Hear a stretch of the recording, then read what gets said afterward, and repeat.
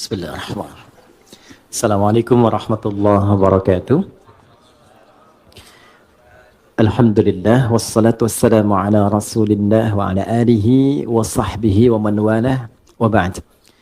Teman-teman, tanpa kecuali yang pertama kita mengawali dengan bersyukur kepada Allah Subhanahu wa taala yang telah memilih kita untuk berada di tempat ini guna mempelajari sebagian dari tuntunan agama kita. Semoga keberadaan kita yang terpilih oleh Allah berada di sini, di tengah kesibukan beraktivitas, memberikan keberkahan lebih kepada kita semua, dan mengantarkan kita pada kebahagiaan yang menyukseskan. Itulah kuncinya kenapa di setiap pembuka itu seringkali ada keluar kata Alhamdulillah. Jadi secara psikologi, ketika diteliti, syukur itu lebih sering menghadirkan kebahagiaan. Nah, sekarang yang kurang dalam kehidupan itu seringkali adalah kebahagiaan. Dan kebahagiaan itu diingatkan oleh Allah itu 5 kali dalam sehari. Karena seringkali capaian-capaian, target-target kehidupan kita yang kita kejar itu mungkin bisa didapati, tapi boleh jadi dari setiap hal yang didapatkan, belum tentu itu bisa melahirkan kebahagiaan untuk kita. Nah, kesuksesan yang melahirkan kebahagiaan itu disebut dengan falah namanya. Falah. Jadi ada falah, ada fauz, ada fariha, farah. Oke? Ini fauz nih turunannya ada faiz, fauzan, faizin. Itu artinya sukses. Ya. Bekerja sukses misalnya, ya. Belajar sukses, berkarir sukses. Itu disebut dengan faz. Orangnya faiz. Fauzan, faizin. Pemiliknya. Jadi kalau ada yang namanya fauzan, faizin, faiz, faizah, itu artinya orang yang diharapkan sukses dalam aktivitasnya. Tapi kesuksesan itu belum tentu melahirkan ketenangan, kebahagiaan. Tenang, bahagia. Jika ada orang yang dia merasakan ketenangan, kebahagiaan, walaupun mungkin tidak sukses mencapai apa yang ia tempuh dalam karirnya. Dia punya bisnis, dia nggak sukses, tapi perasaan bahagia aja, tenang aja gitu, ya. Dia belajar, IPK pengen 4, jatuhnya 3,2 misalnya. Nggak nyampe, tapi tenang aja. Ya, sukses yang belum tentu didapatkan dari kebahagiaan. Farah namanya. Sifatnya Farhan. Farah Queen, jangan Muhammad Farhan. Ya, orang yang diharapkan bahagia dalam hidupnya. Walaupun belum tentu sukses. Oke, pilih mana? Kaya tapi gelisah, atau miskin tapi tenang? Kaya tapi tenang. Oke. Ya, ya, yang malu-malu jawab pengen sebetulnya kan. Oke, nah Allah tuh maha tahu. Jadi nggak harus ditanya, Allah tuh maha tahu. Sebelum dijawab sudah diharapan, sebelum mimpi sudah dibangunkan. Makanya Allah bangunkan kita dari mimpi, naikkan harapan jadi kenyataan. Diingatkanlah 5 kali dalam sehari, ya kan? Padahal mandi aja 2 kali kan. Makan 3 kali. Tapi untuk sukses dan bahagia 5 kali diingetin. Gabungan 2 ini disebut falah namanya. Dan ini, pengingat ini, 5 kali ini tidak pernah berhenti dalam 24 jam. Diperdengarkan di telinga kita. Telinga bahasa Arabnya itu udhun. Jamaknya, karena banyak yang punya telinga, dijamakkan adhan. Adhan. Kenapa adhan disebut adhan? Karena inilah satu-satunya panggilan di muka bumi yang didengar oleh orang yang masih punya telinga dan pendengaran. Itulah rahasianya kenapa waktu azan itu ada perbedaan di setiap tempat. Coba, kita sekarang di Tanah Kusir misalnya kan, geser dikit Tanah Abang. Beda kan waktunya kan? Terus Tanah Abang yang di Jakarta dengan Tanah Abang yang di Palembang, beda waktu kan? Palembang ada Tanah Abang juga kan? Ada, beda. Terus, kalau kita riset, itu semua tempat di bumi, Waktunya memiliki waktu khusus untuk adzan. Setiap tempat berbeda karena Allah menginginkan lafaz adzan terdengar selama 24 jam di semua tempat. Dan cuma ini, di mana ada agama yang punya panggilan kesuksesan, kebahagiaan, panggilan ritual, intelektual, fisikal sekaligus diingatkan 24 jam dalam sehari. Dan ini pasti bukan buatan manusia, karena nggak ada satupun manusia membuat sebuah panggilan seperti ini. Mustahil. Nah, ini menunjukkan satu-satunya kebenaran risalah Islam. Tapi poinnya adalah substansinya bukan karena azannya. Allahu Akbar, Allahu Akbar. Oh, sholat nih. Ya. Poinnya bukan itunya. Sholat itu wasilahnya. Dari kata silah, terkoneksi dengan kuat. Yang tak terpisahkan. Kita kumpul sekarang, sifatnya disebut silah. Substansinya rahmat. Kasih sayang, berbagi. Ya. Digabungkan silah dengan rahmat jadi silaturahim. Silah itu artinya hubungan pertemuan yang menghubungkan sifat kasih yang dalam sehingga ketika berpisah itu masih ingat, bukan saat kumpul. Ya, Mas Dude ketemu Mas Baim sekarang nyapa, senyum, wajar orangnya ada. Itu belum silaturahim. Nanti ketika terpisah masih ingat tuh. Masih mengingatkan, masih WA, masih doain. Ya, masih punya harapan yang bagus, gitu kan? Nah, itu namanya silaturahim. Jadi silaturahim itu nampaknya bukan saat kumpulnya, saat pisahnya. Nah, pertemuan ini melatih kita mengeluarkan aura-aura kebaikan yang terbawa saat kita berpisah. Itu poinnya. Ibadah yang melatih kita terkoneksi dengan Tuhan, dengan Allah, yang ketika kita selesai ibadah itu masih terhubung dan ingat dengan semua petunjuknya, itu disebut sholat namanya. Dari kata silah. Di sholat itu adalah wasilah untuk mengoneksikan kita dengan Allah yang punya segalanya. Yang punya akses Allah. Yang punya rizki Allah. Yang punya kelapangan Allah. Yang punya solusi Allah. Itulah yang menjadikan fitrah kita menyebut namanya saat punya kesulitan kan. Oke, saya sulit, saya telepon si fulan. Saya miss call si fulan, nggak terangkat. Walaupun saya sering telepon dia, WA dia, bikin status tentang dia. Ketika punya kesulitan dia nggak jawab. Yang terakhir harapannya siapa?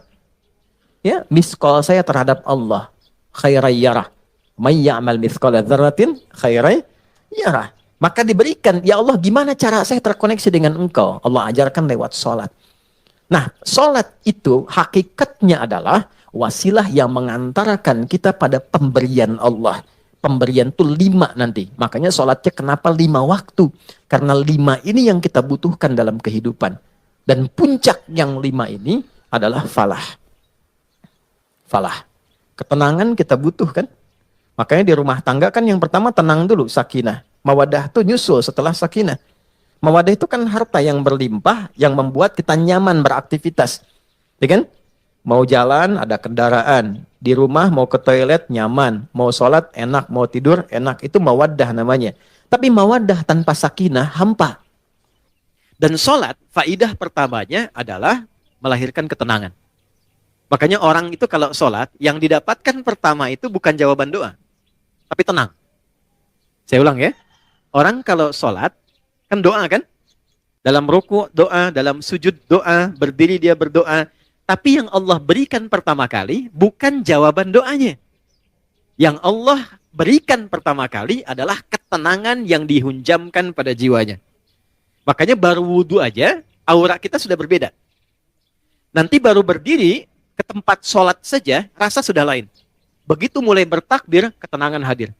Walaupun kadarnya beda-beda, tapi kita tidak bisa tolak bahwa ada ketenangan berbeda yang kita rasakan gelombangnya saat sholat yang tidak dirasakan di tempat lain. Ya, makanya tempat sholatnya disebut musolla. Musolla itu tempat sholat. Tapi nggak pakai hak di ujungnya ya. Ya, musolla. Gini, musolla.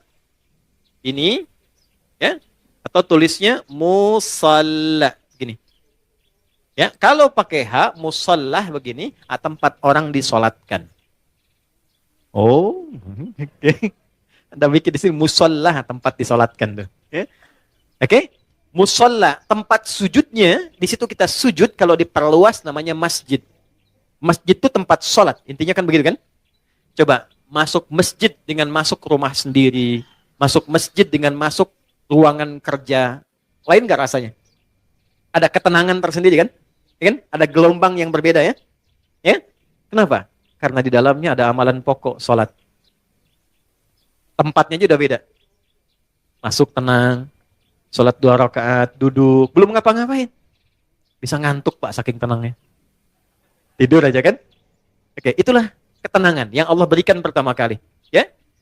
Kenapa kita sholat? Karena Allah menginginkan kebahagiaan lekat dalam hidup kita. Baru setelahnya 4 yang lain. Ada jawaban dari doa. Kalau benar sholatnya, karena kita terkoneksi dengan yang punya segalanya, yang mustahil pun menurut manusia, itu tidak ada batas menurut Allah. Ya, tidak ada batas menurut Allah. Banyak kisah viral dalam Al-Quran tentang permohonan yang dipanjatkan dalam sholat untuk mengabulkan persoalan-persoalan yang rumit menurut manusia. Contoh, Nabi Zakaria, pernah dengar ya? Baik ya? Nabi Zakaria, istrinya namanya Eliasobat. Dalam bahasa Latin disebut Elizabeth. Elizabeth itu nama genealogi ke atasnya Eliasobat, istrinya Nabi Zakaria. Adiknya dari Hannah. Hannah itu istrinya Imran. Imran dengan Hannah menikah, kemudian mengandung Hannah, Maryam. Dalam kandungan Imran meninggal. Nanti Hannah melahirkan Maryam, Maryam nanti Bunda Maria melahirkan Isa alaihissalam. Oke. Maryam punya tempat khusus untuk ibadah, diberi nama mihrab. Salatnya di situ. Salat di situ. Maka di dalam salat itu tempat menjadi berkah. Secara singkatnya Nabi Zakaria mencoba menunaikan salat di tempat itu. Dalam salatnya minta sama Allah berdoa. Doanya apa? Doa memohon supaya istrinya diberikan oleh Allah karunia bisa mengandung dan melahirkan keturunan. Maaf, vonisnya pada masa itu dipandang monofos dan mandul, tidak mungkin punya keturunan. Perhatikan, karena dalam sholat konektivitasnya pada Allah yang tidak punya batas dalam pemberian. Anda minta pada manusia, punya keterbatasan. Maaf, pandangannya terbatas, semakin jauh tak terlihat. Pendengarannya terbatas, semakin frekuensinya tinggi atau paling rendah, tidak terdengar. Akalnya pun terbatas. Maka jangan selalu semua hal harus rasional. Karena sepanjang punya sifat kemanusiaan pasti terbatas. Kenapa pendengaran terbatas, pandangan terbatas, akalnya nggak mau terbatas, itu yang salah. Oke, ketika semua terbatas, kita harus minta pada yang tidak punya batas. Tuhan, Allah. Makanya kalau mentok tuh pasti yang disebut Allah kan? Kalau mentok tuh pasti Allah. Kenapa? Karena kita sadar, fitrah kita menuntun, cuma ini yang tidak punya batas. Nah, Allah punya 90 sifat, 99 sifat pemberian. Allah punya 99 sifat pemberian, disebut dengan Asmaul Husna. Quran surah 17 di ayat 110. 99 ini adalah nama khusus sesuai dengan kebutuhan kita. Jadi nggak harus semua dibaca. Butuh rizki, sebut Ya Allah, Ya Razak. Butuh ilmu, Ya Allah, Ya Alim. Punya masalah, pengen solusi, Ya Allah, Ya Fattah. Pengen kesabaran ditambah, Ya Allah, Ya Sabar. 99. Ulid Allah, sebut namaku, kata Allah. Awid Ar-Rahman, kalau sedang dalam lukanya, sebut Ya Rahman yang maha lembut, yang maha kasih. Engkau yang memilih aku jadi hambamu. Engkau yang mengasihiku. Ya Allah, dengan kelembutan dan kasihmu tuntaskan masalahku. Rahman. Ayyamma tad'u, tapi kalau engkau tahu, falahul asma'ul husna. Pilih nama sesuai kebutuhanmu. Maka Nabi Zakaria memilih satu nama Allah sesuai dengan sifat yang dibutuhkan. Wahab, pemberi tanpa batas. Karena orang mengatakan ada batasan, maka dipilih nama ini tanpa batas. Kalau meminta dengan nama, sebut ujungnya hab. Makanya sering kita minta, Rabbana hab lana min azwajina. Karena beliau khusus minta ya untuk dirinya, untuk istrinya, maka beliau katakan, Rabbi habli. Kan? Hunalika da'a Zakaria Rabbah, qala Rabbi habli min ladunka dzurriyyatan thayyibah innaka sami'ud du'a. Itu ada di Ali Imran di ayat yang ke-38. Ya Allah, mereka mengatakan dan memvonis aku dan istriku tak mungkin punya keturunan.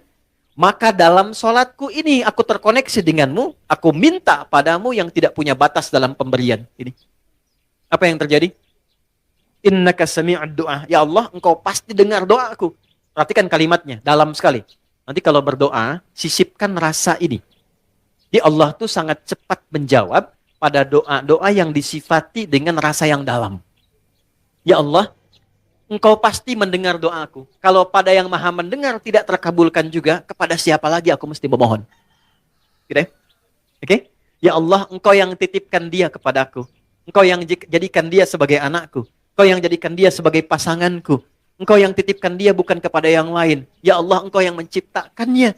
Engkau yang mengarahkannya. Maka mohon dengan segala keagunganmu, ya Allah, jadikan kami orang-orang yang engkau ridhai. Rubah kami menjadi lebih baik, lebih lembut, lebih damai, lebih tenang. Kalau dengan permohonan dan air mata aku tumpahkan belum juga terkabul, maka tunjukkan kepadaku saat ini dengan cara apa lagi bisa aku memohon padamu. Itu. Saya sering mengambil rasa itu dalam diri itu. Dan itu cepat, kadang-kadang belum minta sudah diberikan. Ya. Dan di Quran banyak, apa yang terjadi? Fanadat sul malaika. Kalau doanya benar, turun malaikat langsung menyampaikan.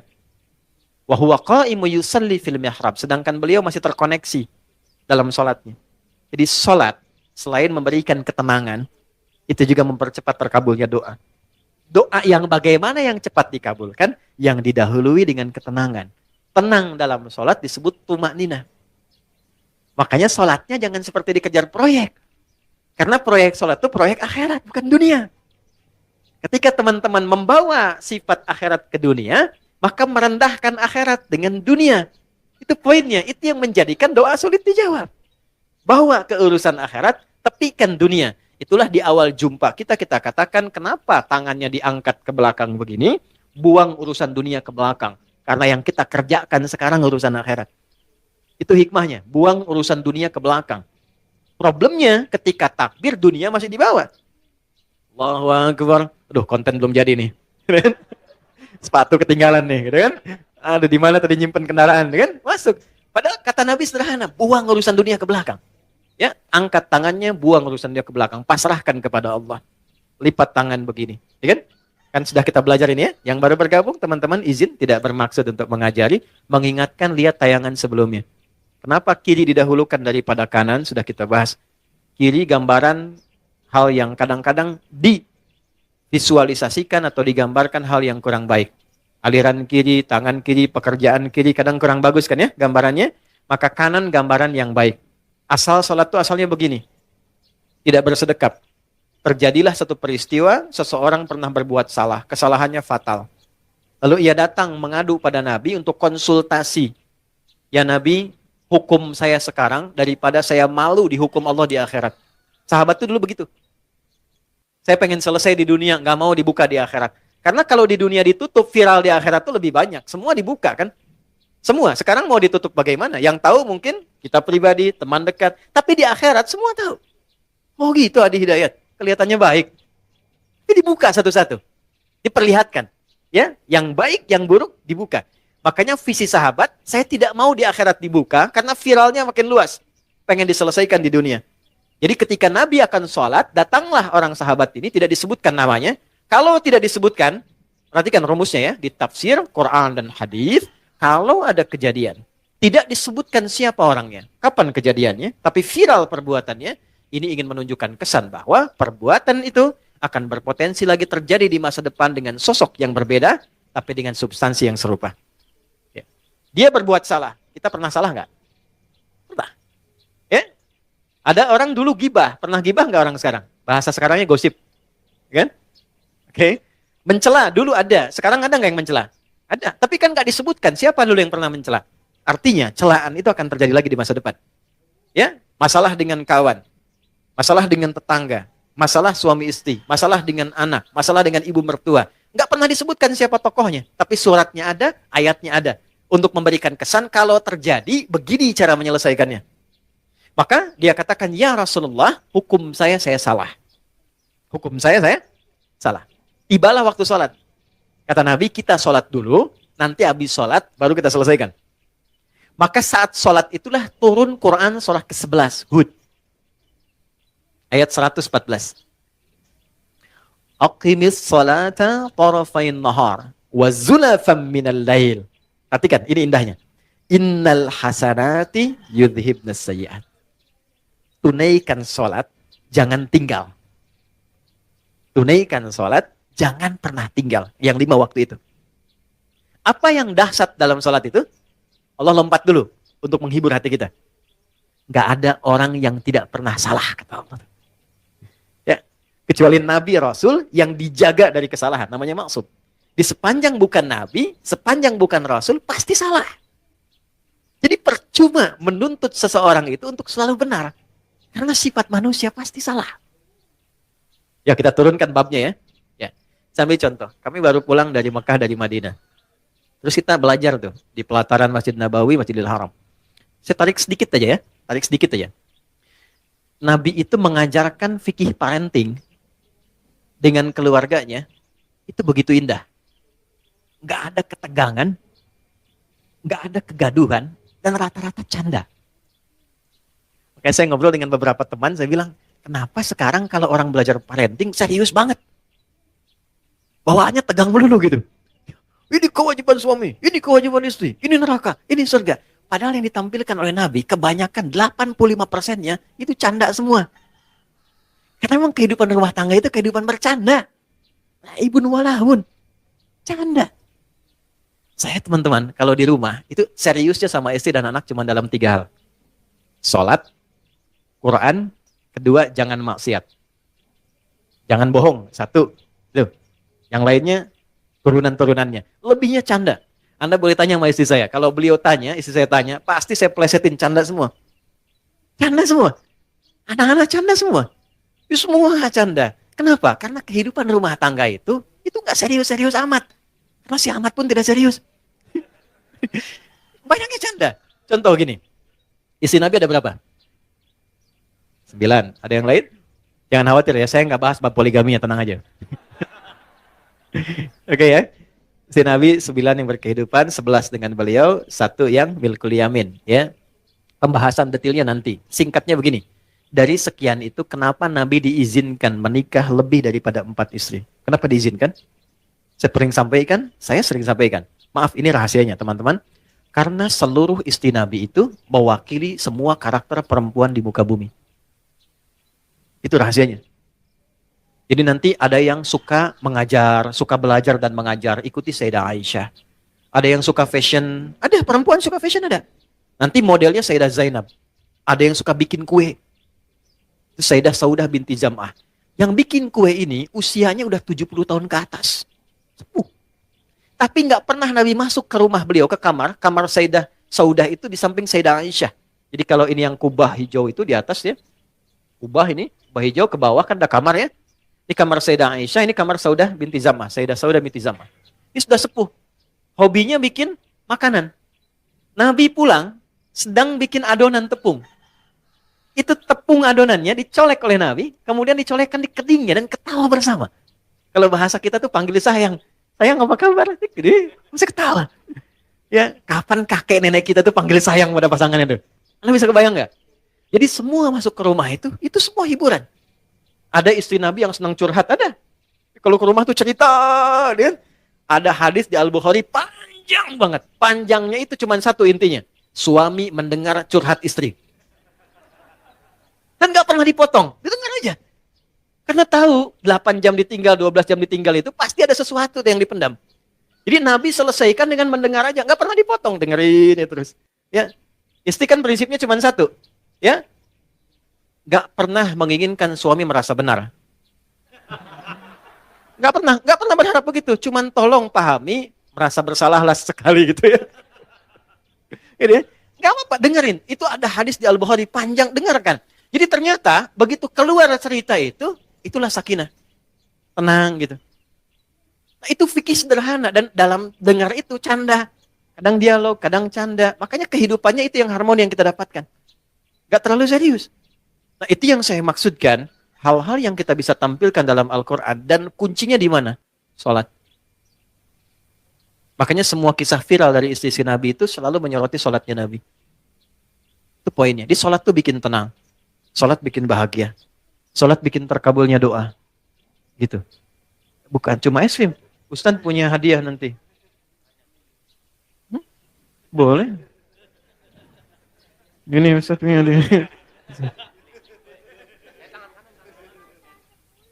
Oh, deh. Nih. Bulan nanti sama matahari sekalian. Ya. Ganti ya. Iya. Nanti sama Tante Bulan bilang sama Om Matahari sekalian. Gimana? Alhamdulillah. Alhamdulillah. Anak gak jauh dari bapaknya.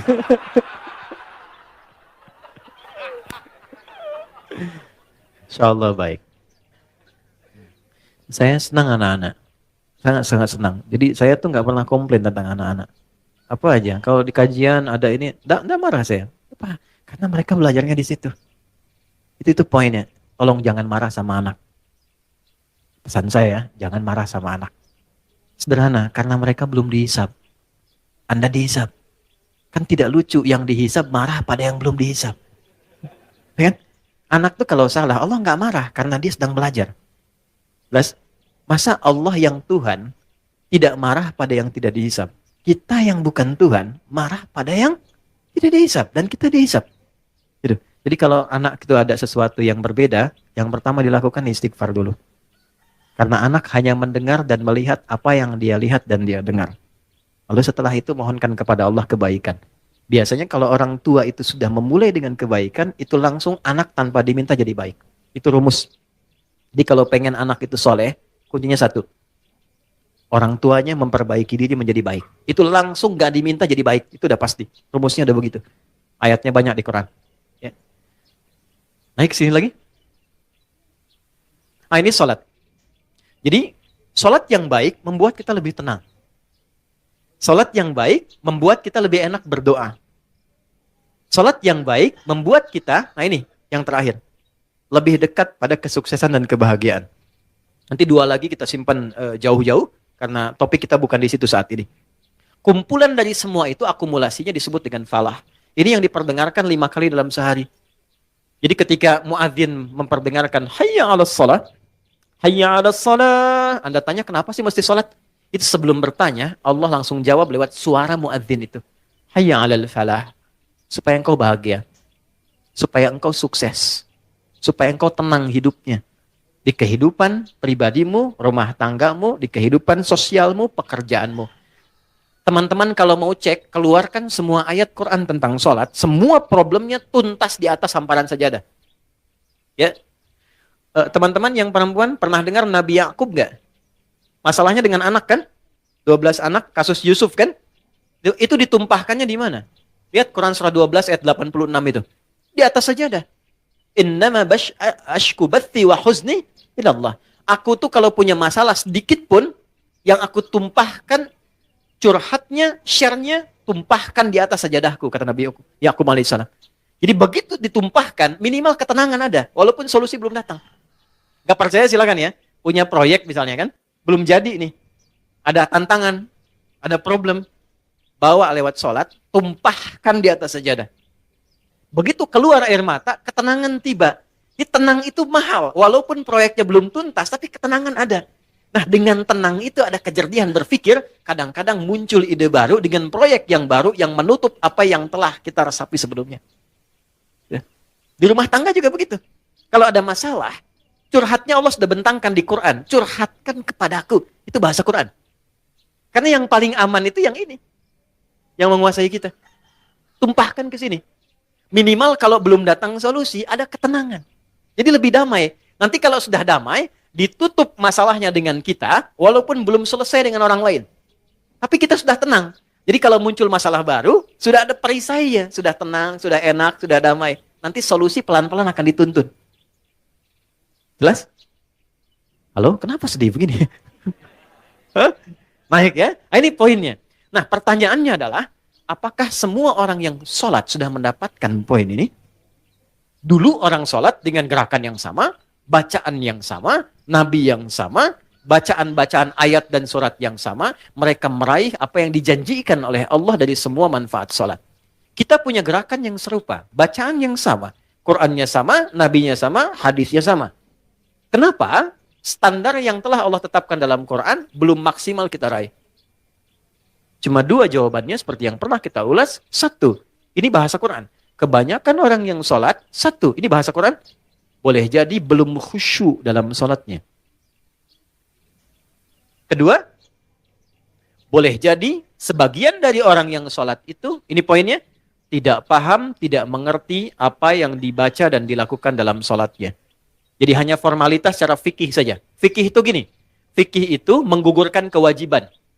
Jadi tidak ada tuntutan mesti paham dalam sholat. Kalau kita bacakan benar secara rukun, benar kemudian secara panduan, awal sampai akhir, keguguran dari kewajiban selesai. Artinya kewajiban selesai ditunaikan. Nggak ada dosa. Tapi kalau kita paham, kenapa mesti takbir? Kenapa kakinya begini? Kenapa tangannya begini? Kenapa doanya ini? Nanti dapat tambahan keberkahan namanya. Namanya hikmah. Hikmah dari sholat itulah yang menuntun kita mendapatkan poin-poin tadi.